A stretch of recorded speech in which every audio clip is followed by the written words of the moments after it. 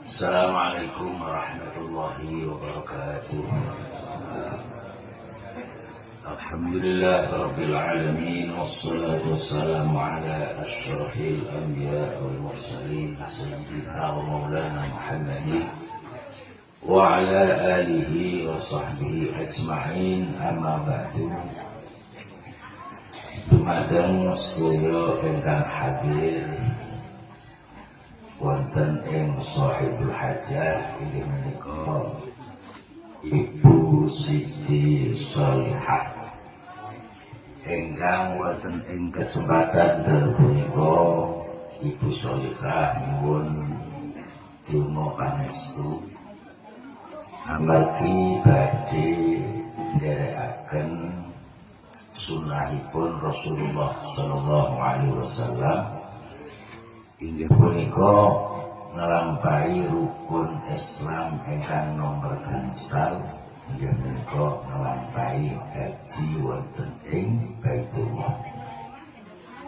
Pramila monggo kita sareng-sareng nderek ndongaaken nderek manestuni mugi-mugi kanthi remene panjenengan ndongaaken tiyang ingkang saged haji. Kula panjenengan sedaya enggal-enggal cepet diundang haji dening Gusti Allah. Amin Allahumma. Para rawuh ingkang mulyakaken, wonten setunggal cerita bilih wonten kiai ingkang badhe motong kuku ing dalem dina Rebo. Terus wonten kiai badhe motong kuku ing dalem dinten Rebo. Sak samunipun piyambake badhe motong kuku, piyambake niku emot ngendikane Kanjeng Nabi bilih wong kok motong kuku dina Rebo biasane kena penyakit baros. Baros niku saniki penyakit gilang kados kusta. Akhirnya yang gak mboten sikon roh kuku, mergo emot bahwa motong kuku dina Rebo dilarang Kanjeng Nabi Muhammad sallallahu alaihi wasallam. Lah akhirnya piyambake niku sinau malih, sinau buka-buka kitab maneh, ternyata larangan hadis sing larang motong kuku dina Rebo jebule niku mboten hadis sahih, mboten hadis sing bener. Sahih manane bener sahih Nabi. Akhirnya kalau niku mboten hadis sing bener sahih, akhirnya piyambake niku memberanikan diri manehno wani ngethok kuku ing dalem dinten Rebo mergo gak larangan. Akhirnya piyambake niku dinten Rebo sebut dina Rebo motong kuku, anggere dina Rebo motong kuku. Lah delalah sakwise piyambake niku motong kuku dinten Rebo. Lho delalah niku piyambake kena penyakit baros. Napa? Apa bel? Kena penyakit. Padahal piyambake ora bantah Kanjeng Nabi. Akhirnya piyambake niku mikir-mikir, kena opo iki aku padahal ora melu larangane Kanjeng Nabi kok kena penyakit belang. Kena opo iki? Akhirnya kiai menika niku ngipi kepanggih Kanjeng Nabi Muhammad sallallahu alaihi wasallam. Tenggene ngipi niku piyambake niku kalih Kanjeng Nabi ditakoki, lho kena opo kowe kok motong kuku dina Rebo? Ngeten ya Rasulullah, niku mboten wonten ngendikane jenengan. Jenengan nggih mboten larang, akhire kula nglampahi nyetok kuku dinten Rebo. Kanjeng Nabi jawab malih, "Ewon jeneng ngono, kok umpamane awakmu ora iso ning ninggal mbok aja dilakoni. Nek awakmu ora iso ninggal, paling ora iku ninggal aja mbok lakoni. Mergo iki hukum isih remeng. Paham nggih? Paling ora mau tinggal, aja dilakoni. Senajan iku awakmu isih mamang, iku sangka omonganku apa sangka ora omonganku. Nek Muhammad ngoten. Dados mila kita dados umat Islam menika uripe niku wa kullu ma ata bihi rasul fa haqquhu taslim wal qabul. Islam niku napa? Islam niku segala sesuatu perkara sing digawa saking Kanjeng Nabi. Kanjeng Nabi perintah saka Gusti Allah sing kita umat Islam wajib nglakoni. Dadi ku Islam kuwi jenenge apa? Nglakoni apa sing dingendikakno Nabi Muhammad sallallahu alaihi wasallam. Mergo iki nek ora mau lakoni mesti nggawa afat sing gedhe. Wong ngethok kuku wae ana afate. Ngethok kuku ana afate, ana madharate rupa penyakit bilang. Apa meneh awak dhewe iku gak melu sunah Kanjeng Nabi sing liya. Ya, dadi maknane awak dhewe niku wajib melu sunnah. Mergo zaman akhir niku zaman sing wong niku ngendikane Kanjeng Nabi la tattabi'anna mahsanana man qablakum. Yakti awakmu kabeh iku bakal nglakoni, bakal niru, bakal ngeblak, bakal nerok tradisi-tradisine wong biyen. Sibron bisibrin, sak jengkal demi sejengkal. Sithik sanga sithik, sak depa demi sedepa. Dadi awak dhewe nek Kanjeng Nabi ngendikane, kowe iku bakal manut ajaran wong-wong dhisik. Sithik kok sithik, ya terus akeh. Kok lamun diparil wong biyen ku mlebu apa jenenge leng. Dok itu apa ya? Dok itu apa? Pak Marzuki itu garang kadal ya. Ya lamun dipare wong biyen ku mlebu apa jenenge iki nomene lenge biawak. Leng biawak ku sepiro? Cilik. Yekti awakmu kabeh ku bakal mlebu nggone leng biawak. Jadi maknane wong iku mesti bakal melu karo tradisine wong biyen-biyen. Bakal melu. Makane agama iku ngurusno kowe yo melu ning sekirane ora nabrak sunahe Kanjeng Nabi. Jajal saiki awak dhewe urip nang gone tanah Jawa. Ana hitung-hitungan apa Jayabaya karo apa jenenge iku Batajmur ada makna. Nggih ngerti ya. Sing ana Godina nang Ketan Kulon Kidul jenenge apa hitungan Jaya. Saiki wong Jawa wis Islam jajal kon wani ninggal hitungan Jawa khususnya nek pas nikah wani tau mboten ora ngarah wani ora ngarah. Mergo bakal awak dhewe bakal melu tradisi-tradisine wong biyen. Iku ngendikane Kanjeng Nabi. Mula kaya zaman saiki awak dhewe kudu berpegang teguh karo sunah Kanjeng Nabi. Kira-kira nek nglanggar sunah berarti ya ora usah dilakoni. Mergo nek mau lakoni iku mau tantane napa awak dhewe bakal kena afat saka Gusti Allah. Saniki babagan haji. Haji niku pada intine, haji niku intine milu sunah, milu sunah. sunah-sunah wong biyen. Awak dhewe ngeblat sunah wong biyen. Termasuk sunah Nabi Muhammad sallallahu alaihi wasallam. Jadi ku milu sunah, gak milu aturane dhewe. Bener Kanjeng Nabi niku ngendika, api-api wong nunggone Mekah iku salah sijine wong iku kudu melu ngambung Hajar Aswad. Hajar Aswad iku apik. Mergo Kanjeng Nabi yo tau nglakoni ngambung Hajar Aswad. Iki salah sunah Nabi. Nanging krana kondisi.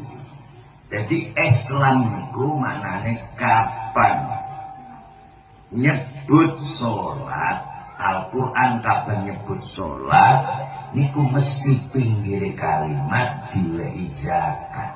Maknane wong iku kapan nyembah nang Gusti Allah ya kudu hormat karo wong liya. Paham nggih? Jadi peh kiai karo tonggo gak apik, peh wis maca Quran karo tonggo ora apik. Nah iki mboten kene. Peh wis kaji karo tonggo ora gelem ora. Iki mana mboten sah. Mergo ngendikan Kanjeng Nabi, kowe kapan salat kowe kudu wajib hormat karo makhluke Allah kabeh, khususnya umat Islam. Paham nggih? Lah sakniki awak dhewe ku nggudak sunah umpamane, nggudak sunah nunggone ngambung Hajar Aswad. Tapi nunggone daerah kono krodit. Krodit niku pasan-pasan ora krodit. Apa sih? Lah ora ngerti tak piye Pak. Iki kono bakane golongan SD. Nek tukaran diwangi ya mbak niku. Ya, kredit itu maknanya uyel-uyelan. Jadi wong apa mrono, apa ngambung Hajar Aswad, uyel-uyelan orang ora iso, mbakar saya ora iso. Ayo lah, iso beneran. Ora iso, malah kidaan, malah repot lho sampeyan. Bapak kasih itu nanti Mbak ya. Oh, jangan biyen Mbak ya sama biyen. Nah, sampean pengen ngudak sunai Kanjeng Nabi, ananging sampean ape nyambung Hajar Aswad iku mesti nyilak utawa nglarani wong liya. Mesti mau piyak, mau benggano supaya awake dhewe iso ngambung Hajar Aswad. Lah iki piye terus? Siji awak dhewe kudu ngudak sunah, nomor loro awak dhewe yo wajib ora nglarani wong Islam.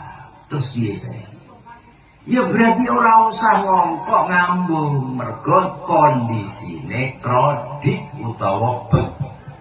Nggih, ora usah ditiru. Jadi agama iku karek delok situasi dan kondisi.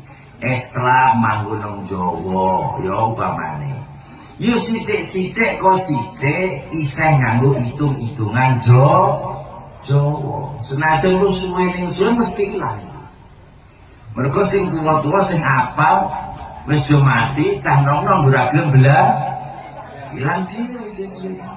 Nggih, ora paham nggih. Pondhoan gak paham. Yo, kowe Mbah Tik iki sapa Mbah Tik? Nggih. Dadi manane awak dhewe niku ora kena peh-peh iku sunah, awak dhewe ngongkok kudu melu sunahe Kanjeng Nabi. Mergo awak dhewe ibadah niku siji hormat karo Gusti Allah, nomor loro kudu ngapiki wong liya. Paham nggih? Isine kudu angen. Jadi maknanya aja ngongkok ngono nggih tengene Mekah niku. Intine teng Mekah niku wong niku kudu nglakoni sunahe Kanjeng Nabi sing iso. Sing mboten iso aja sampe mutabrak.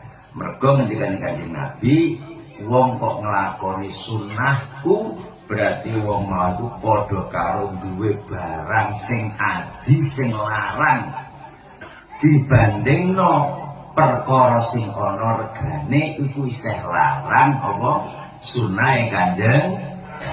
Siti ana iku sunah, siti ana iku perintah Kanjeng Nabi iku luwih larang timbang barang sing duwe rego. Ngaji iki sunah. Ya niki kumpul-kumpul sunah Kanjeng Nabi rakyat iki saithik sampean bayangno iki nglakoni sunah Kanjeng Nabi. Mesti ana barokah sing gedhe. Mergo wong kapan nglakoni sunah Kanjeng Nabi mesti nganggo barokah sing gedhe. Ora wae kalau mulai akan mboten usah kata-kata nggih, intine Allah niku mesti wis nakdir keapian karo keelekan. Gusti Allah niku wis nggawe khairihi wa syarrihi minallah. Ape elek iku sing gawe Gusti Allah. Mula bejo kemayangan kanggone wong-wong sing digawe kuncine keapian. Bejo kemayangan kanggone wong-wong sing diwehi amanah Allah dadi kuncine keapian. Maknane sampean sebab nyawang wong iku sampean iku iso roh keapian saka Gusti Allah.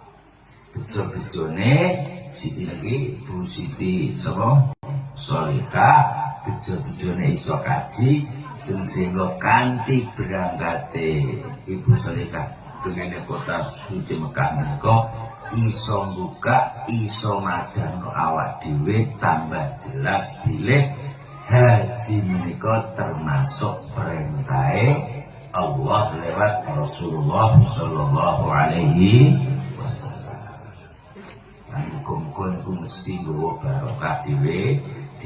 Kula pesen kali Bu sinten iki Bu Sholihah nek tengene Mekah niku intine ibadah iku apik. Ngibadah iku yo ngibadah nggih, salat terus macam-macam ibadah. Tapi apik karo wong iku yo ngibadah. Jadi kadang-kadang wong niku tengene masjid sing wong kathah ana sing tuwa, ana sing nom, gudak-gudakan gudak jamaah, tapi nglantarno kancane. Nggih, nglantarno kancane sing mlaku ora pati banter. Mula nek umpamane jenengan tengene Alhamdulillah ditakdir Allah tengene Mekah, ya bener kudu gudak jamaah, tapi ya kudu bantu liyane. Mergo ati musholah mesti wa atus zakat. Kapan gue sholat mesti ada kalimat zakat. Oke, sampean kapan sholat iku kudu bantu wong. Orang bantu tok ya kudu sholat. Nggih. Makane kula Mbah Tarso nanti ilang dengan Mekah niku ya. Ya Mbah Tarso nggo HP ora iso nyekel HP jajal bayang masalah niku. Ya Mbah Tarso kalah dhewe lagi geger-geger gembere napa jenenge toah. Mbah Tarso ilang. Ditakoki, "Mbah sampean nang pundi, Mbah?" "Nang sore jam." "Piye to nang sore jam nang jam?" "Oh, jam kono gedene ora karo." Jadi kalau malah kok iki jam nang kene debek kene iki jame. Nang isor jam, iku iso nang kono debek kulonan utawa nang ngene debek wetan. Aku nang isor jam buk mateng, aku nang isor jam terus endi alamat. Jadi akhirnya balik orang Jawa Tawaf boleh ibadah. Paham nggih? Jadi manane tengene Mekah niku supaya ibadah iku yo kudu ibadah kewajiban nulung wong ku yo ibadah. Mergo manfaatno kota suci Mekah Madinah kanggo akeh ngakehno ibadah. Mergo ngibadah sak rakaate nang Mekah nek nang Jawa dilipetno ping 100.000. Jadi jenengan keumpamane nulung Mbah Tarso, nuntun Mbah Tarso, nek nang ngene kene berarti nuntun Mbah Tarso ping 100.000. bayangno niku nek dengan Medina dipengno ping 1000 nggih pokoke dipengno Medina niku 1000 nek dengan Mekah pira 100.000 kumpul kula bayang sedene kanthi hormati wong haji mugi-mugi saged enggal-enggal dipun puting balik dening Gusti Allah ibadah haji dengan Baitullah amin Allahumma amin lan Gusti barokah dipun paringi selamat lancar sehat menyang mulih nggih amin Allahumma al-fatihah a'udzu billahi minasy syaithanir rajim bismillahirrahmanirrahim alhamdulillahirabbil alamin